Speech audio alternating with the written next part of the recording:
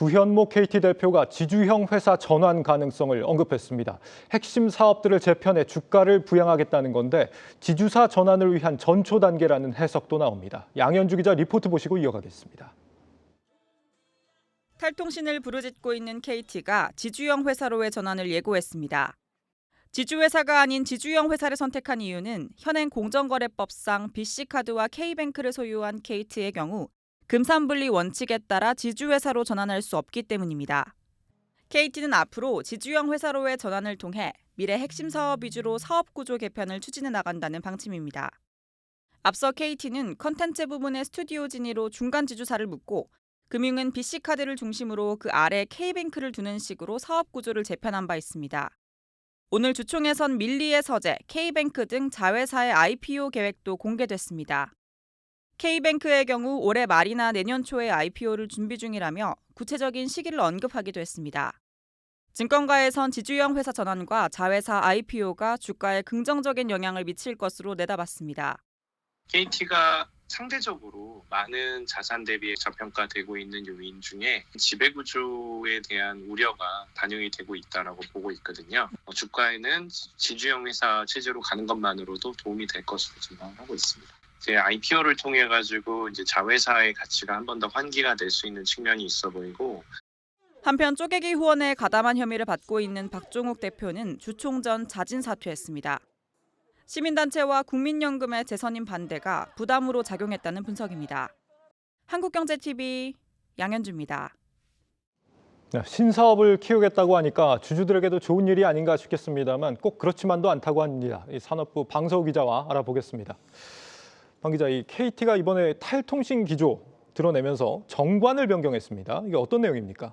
네, 일단 오늘 KT 주주총회 자체가 좀 디지털 플랫폼 회사로 이제 통신사에서 디지털 플랫폼 회사로 좀 이제 기업 체질을 바꾸기 위한 계획이 드러난 자리였다. 이렇게 설명을 할 수 있다면요. 예. 이 자리에서 지금 앞으로 KT가 어떤 식으로 신사업을 추진해 나갈 것인가 이 방향성에 대해서도 좀 파악할 수 있게 됐습니다. 바로 정관 변경을 통해서 자회사 주식을 현물 배당할 수 있도록 근거를 마련한 건데요. 이는 지난달 KT가 클라우드와 인터넷 데이터 IDC 부문을 현물 출자하는 방식으로 분리해서 설립한다고 밝힌 그 KT 클라우드라는 회사를 염두에 둔 조치로 풀이됩니다. 그러니까 이 KT 클라우드가 나중에 상장을 하더라도 기존 KT 주주에게 KT 클라우드의 주식을 주겠다고 약속한 셈입니다. 예. 그런데 이제 탈통신을 선언한 이상 이제 클라우드 하나만 밀어주지는 않을 거잖아요. 이제 KT는 이제 클라우드 말고도 좀 로봇이나 AI, 뉴미디어, 헬스케어 같은 웬만한 성장 사업에 다 손을 대고 있습니다. 그러니까 이제 그동안 통신사에 속해서 가치를 제대로 인정받지 못한 신사업 부문을 분리해서 자회사는 자회사대로 기업 가치를 제대로 인정받을 수 있게 하고 또 이런 알짜 자회사들이 떨어져 나가면서 주가 하락 피해를 입을 수 있는 기존 KT 주주들에게도 자회사 주식을 나눠줘서 주주 가치를 제고하겠다. 여기까지가 이제 일단 표면적으로 드러난 정관 변경의 취지입니다.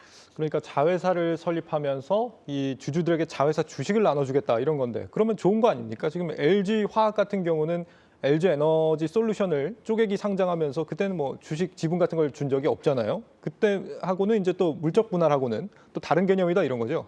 예, 일단 물적 분할이랑은 정말 이제 단적으로 다른 사례라고 할 수 있는데요. 이제 KT 클라우드라는 회사 자체가 이제 아까도 말씀드렸지만 이제 현물 출자로 설립된 회사입니다. 예. 거기다가 이제 KT가 분명히 정관해서 이제 KT 클라우드 주식을 현물 배당해 줄 수 있게 그런 근거를 마련했죠. 그런데 이제 여기 함정이 있습니다. 이 바로 현물 배당이라는 단어가 굉장히 함정을 많이 갖고 있습니다. 현물 배당이 어떤 의미인데요? 이게 현물 배당을 통해서 주식을 준다 이 말을 곧이곧대로 그럼 내가 주식을 받을 수 있구나 이렇게 해석을 하면 안 됩니다. 예. 일단 현물 배당이라는 말 자체가 그 현금 또는 신주가 아닌 형태로 회사의 재산 가운데 일부를 나눠주는 방식입니다. 그러니까 KT 클라우드가 새로 발행한 주식 말고 이제 원래 자기 주식이라든가 이런 현금으로 배당을 줄 수 있는 겁니다. 그러니까 새로 발행한 주식만 아니면 다 줄 수 있는 거예요. 예. 그런데 이제 현재 KT 주주가 이제 지난해 3분기 말 기준 약 22만 명에 달합니다. KT 클라우드 주식은 1,771만 주고요.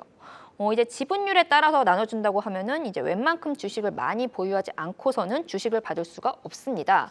그런데 이제 KT 주주 구성을 보시면요, 이제 대주주 국민연금이 있고요. 그리고 외국인 지분이 40%가 넘습니다. 예. 이 외국인들은 보통 이제 뭐 패시브 펀드나 이런 걸로 가지고 있기 때문에 당연히 개인 투자자들보다는 지분율이 높을 수밖에 없죠. 그러면 이제 개인은 이 나머지 37% 남짓 되는 지분에서 국내 기관이랑 또 나눠 가져야 됩니다. 사실상 소액주주들은 주식을 받을 수가 없는 구조입니다. 또 최근에 자사주로 현물 배당을 했던 그 SK 이노베이션 사례를 증거로 들 수 있는데요. 한 주당 배당받을 수 있는 주식이 0.011주에 불과했습니다. 0.01주도 아니고 0.011주. 예. 그러니까 최소 100주. 즉 주가로 계산해 보면 한 2천만 원 이상은 가지고 있어야지 한 주로 겨우 배당받을 수 있는 거고요. 한 주 미만의 단주라고 하는데요. 이런 거는 그냥 현금으로 받는 겁니다. 예. 따라서 이제 KT 클라우드 주식을 전부 이제 KT 주주들에게 고르게 나눠줄 생각이 애초에 없었다는 거죠. 나눌 생각이었으면 인적 분할을 했겠죠. 예. 그런데 이제 KT 같은 경우는 이제 뭐 주주가 이게 따로, 그러니까 주인이 따로 없는 회사이기 때문에 대주주 지분율 변동이 수반될 수 있는 이런 인적 분할을 추진할 이유가 앞으로도 없습니다. 지금 잠시만요.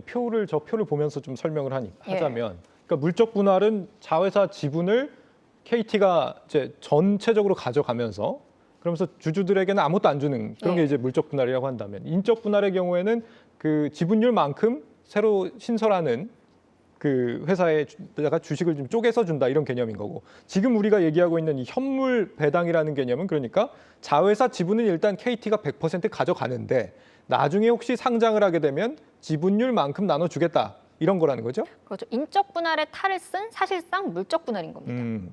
근데 소액주주는 지분이 너무 적어서 한 주도 못 받을 수도 있다 이런 뜻인 거죠? 예. 그러니까 소액주주 입장에서는 그냥 물적 분할 당하는 거랑 거의 비슷한 개념이라고 할 수 있겠습니다. 사실상 말장난인 거죠. 네. 앞으로 그러면 자회사가 더 늘어난다라고 하면은 소액주주들도 별로 소득이 없겠습니다. 그러면. 이제 KT가 지금 그나마 다행인 거는 좀 비교적 일찍 그런 분할을 결정했다는 겁니다. 예. 이제 LG화학 많이 비교들 하시는데 LG화학이 한창 잘 나가는 배터리 사업부를 분사했다면 이 KT는 앞으로 잘 나갈 것 같은 사업부를 분사한 겁니다. 이제 똑같은 자회사 분사 소식에도 좀 이제 LG화학이랑 KT 주가가 좀 비교적 다른 흐름을 보이고 있는 이유기도 한데요. 실제로 이제 KT 전체 매출에서 이 KT 클라우드로 분사된 이 클라우드와 IGC 사업부 매출은 아직 2%도 되지 않습니다. 그러니까 앞으로 성장성이 기대되는 것을 이제 분사했기 때문에 좀 LG화학의 물적 분할과는 좀 다른 사례라고 할 수도 있겠고요. 예. 또 이제 오늘 주총에서 구현모 대표가 이제 지주형 회사 전환을 진지하게 검토 중이라고 했잖아요. 뭐 이제 지주사 전환은 아니라고 했습니다만 어쨌든 이제 지주사 자체들이 지금 보통 이제 할인율을 굉장히 낮게 평가받는 편입니다. 굉장히 이제 좀 주가를 낮게 평가받는 편인데 이 KT 자체가 지금 뭐 이 지주사가 된다고 하더라도 워낙 지금 경쟁사 대비해서 낮게 평가돼 있기 때문에 이 지주사 전환 자체가 좀 오히려 호재가 될 수 있다는 분석이 나오고요. 여기에 이제 기업 공개를 준비 중인 그 자회사 밀리의 서재 그리고 이제 K뱅크의 예상 기업 가치만 도합 11조 원에 달합니다. 예. 지금 KT 시가총액이 한 9조 원 정도 되는데 그거보다도 훨씬 크죠.